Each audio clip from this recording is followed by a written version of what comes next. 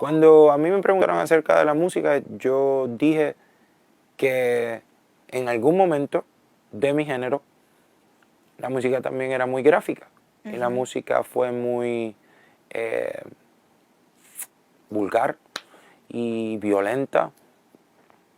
Y yo soy ejemplo vivo de haber sido vetado en mi país. También soy el ejemplo vivo de que la violencia dentro de mis canciones me lo devolvió.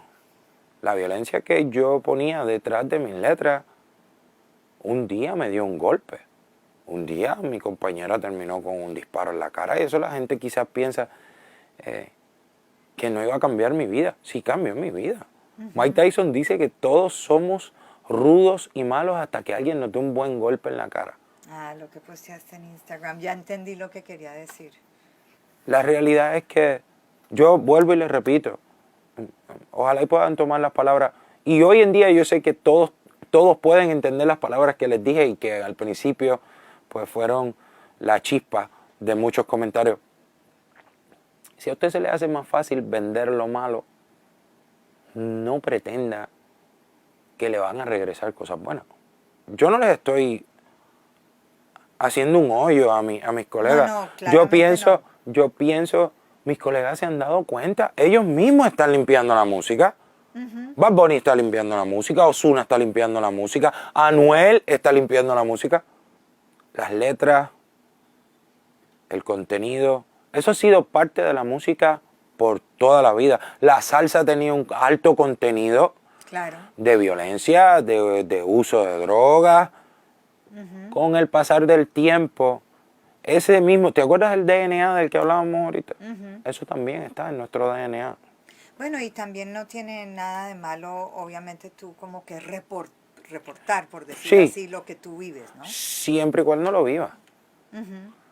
Si no lo vives, tú eres un hipócrita. Pero mucha gente lo vive, ¿ah? Pero mucha gente no es lo que me está Pero diciendo. mucha gente no. Y yo te voy a dar un ejemplo y ojalá nadie lo tome a mal. Mi primer caso